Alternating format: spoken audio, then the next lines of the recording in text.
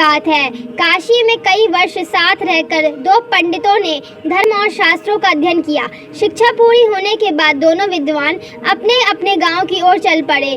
तब यातायात के साधन तो थे नहीं। लोगों को एक स्थान से दूसरे स्थान तक जाने में कई कई दिन लग जाते थे।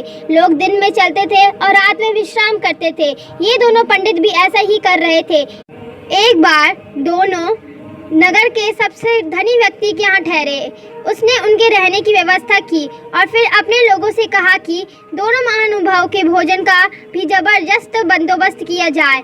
इसी बीच समय पाकर धनी व्यक्ति दोनों के पास पहुंचा और उनसे चर्चा करने लगा। धनी व्यक्ति अनुभवी था। वह जान गया कि दोनों पंडितों में बहुत ज़्यादा घमंड है, साथ ही दोनों एक दूसरे को मूर्ख समझते हैं। उन्होंने दोनों से अलग अलग बात कर एक दूसरे के बारे में भी पूछा। जो जवाब मिले वो धनी व्यक्ति को दुखी कर गए।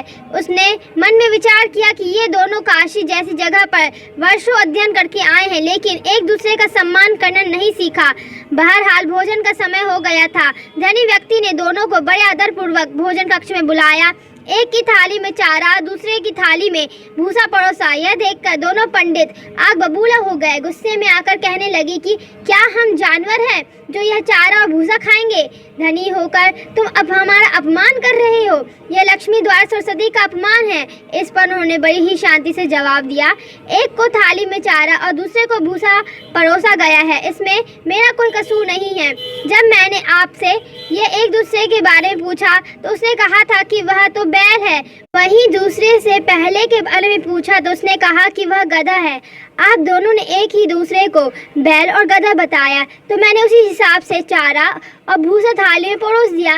इतना सुनते ही दोनों ज्ञानियों की आंखें खुल चुकी थी। उन्हें अपनी गलती का एहसास हो गया था। उन्होंने उनसे क्षमा मांगी। एक दूसरे के प्रति ऐसी सोच रखने के लिए खेद भी जताया। इस कहानी से हमको यह शिक्षा मिलती है कि व्यक्ति में कितना भी ज्ञान आ जाए, उसे घमंड नहीं करना चाहिए। साथ ही दूसरों के प्रति बुरे भाव नहीं रखने चाहिए।